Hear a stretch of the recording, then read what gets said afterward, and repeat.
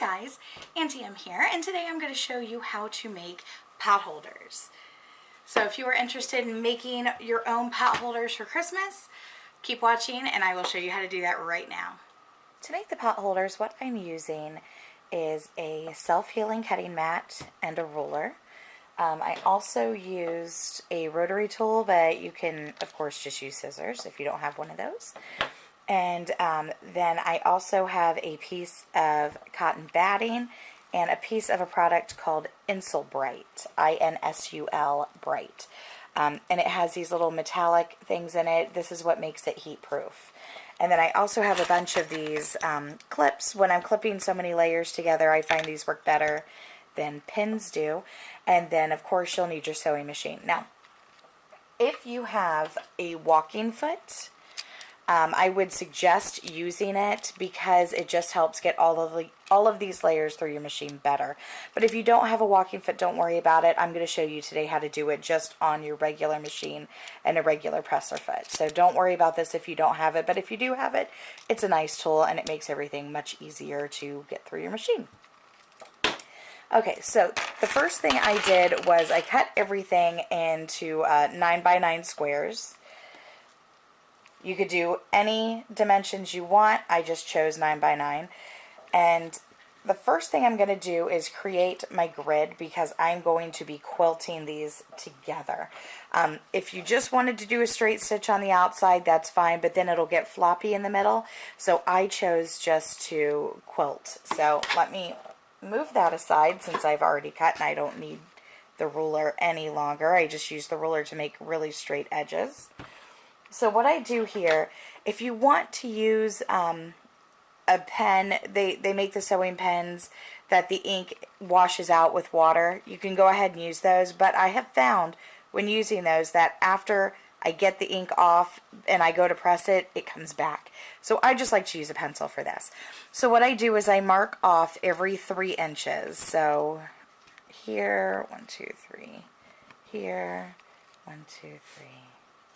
Here, 1, 2, 3.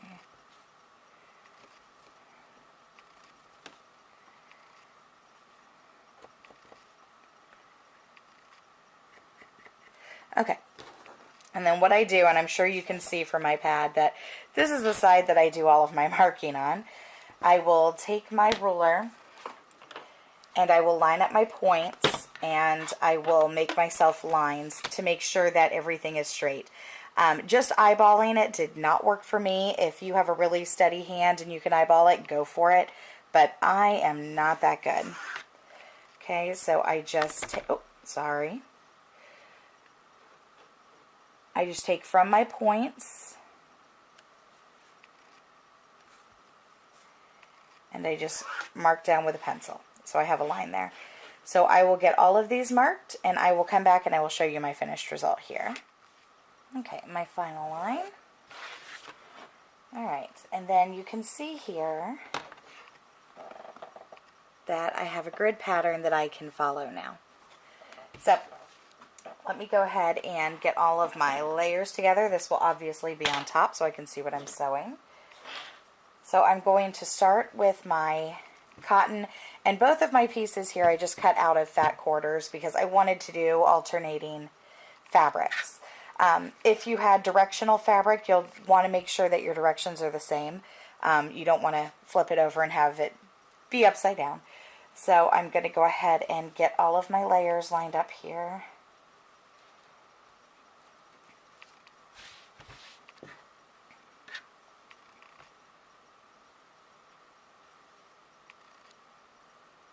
And it's fine if it's not quite the same on the sides. We're going to go ahead and trim it up afterwards anyway. But then I'm going to take my little clips and I'm going to clip here in between these little triangles. What is that shape called?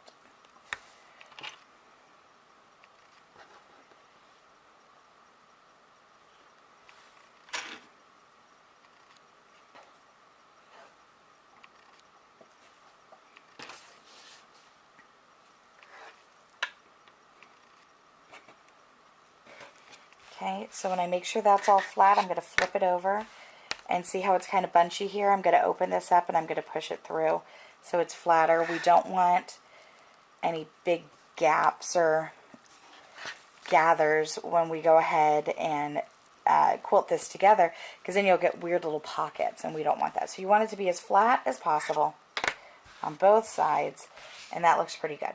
So let's take this to the sewing machine, and we're just going to stitch along all the lines we made. So if you hear any clinking while I'm sewing, I keep this behind my machine. It's just a coffee mug, and I keep a cone spool of thread in there. This is actually for a serger. But I do so much sewing at Christmas time that I'm constantly changing out if I just use a regular spool of thread. So I choose to use one of these, and I keep a box with a bunch of pre-thread bobbins. But if you hear something shifting around, that's what that is. And I have, this is a Brother machine. I have it set to stitch number 1 because it lines up with the notch in my presser foot here, which I line up then with my line. I don't backstitch because I'm just going to trim that off at the end anyway. So I'm not worried about that. So I'm just going to sew a straight line straight down the line that I made with my pencil.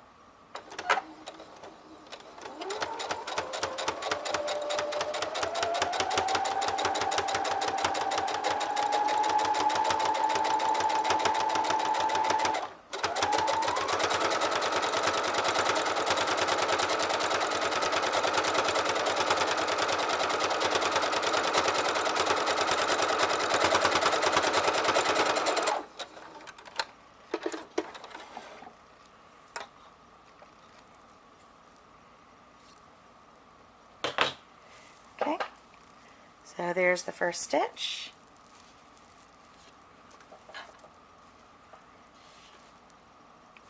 Okay, so I'm going to get all of these done, and then I will come back and show you a trick going the other way so you don't get any puckers.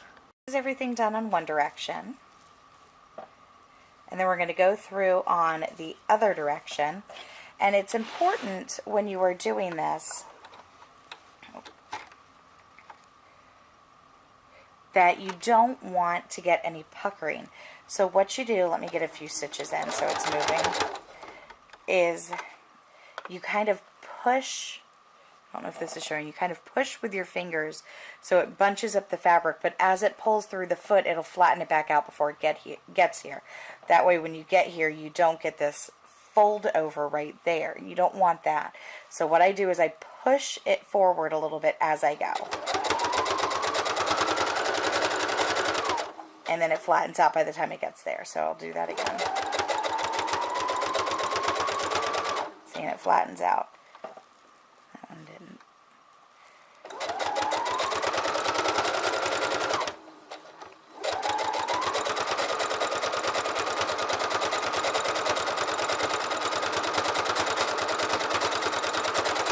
So you have the square all quilted.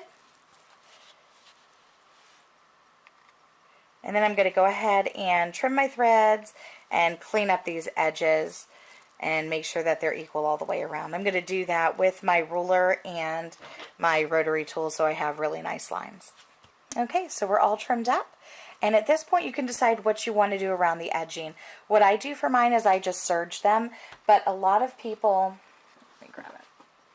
A lot of people like to use a binding. This is a double fold binding. So what you would do in this case, I'm very bad at binding, which is why I choose not to do it, because my binding comes out looking like crap.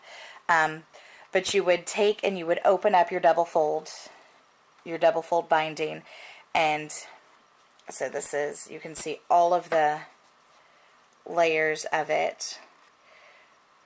So you would take this edge and you would line it up against your raw edge, and you would sew in the ditch, which is this line right here.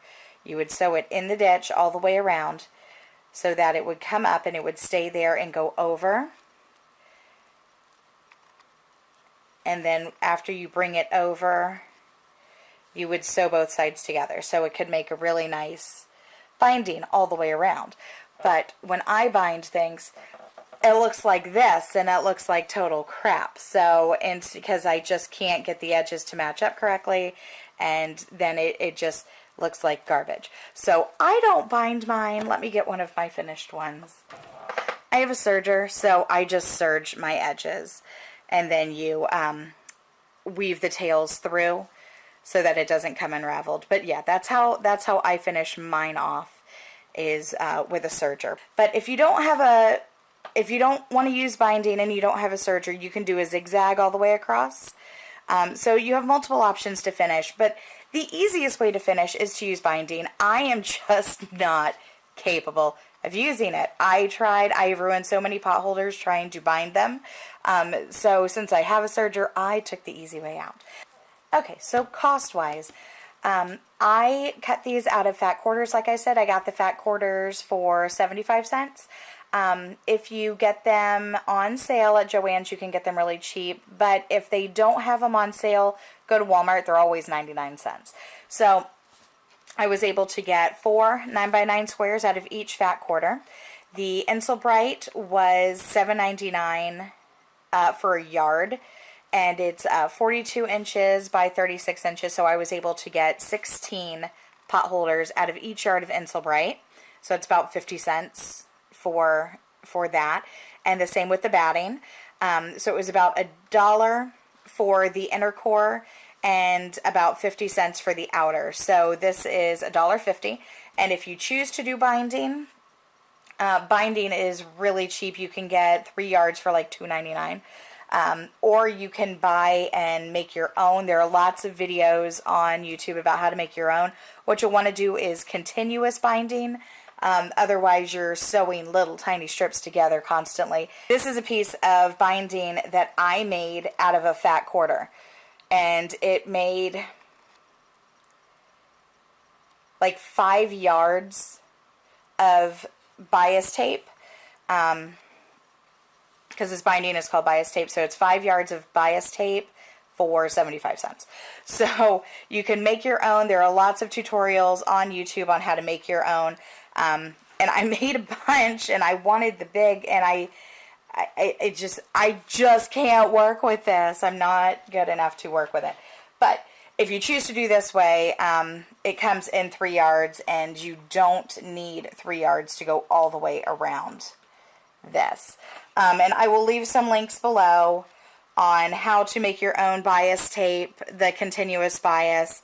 So yeah, you can get 3 or 4 pot holders out of one package of bias tape. So double fold is what you're looking for. You want double fold bias tape. So that way you have your raw edges on the inside, and it's not something that you have to finish afterwards. It just folds all together real nicely like that. All right, well, I hope you guys enjoyed that, and however you choose to bind yours, I hope you really enjoyed this tutorial, and I hope you make lots of pot holders for your friends and family. And I will catch you guys back here. Thanks for watching. Bye.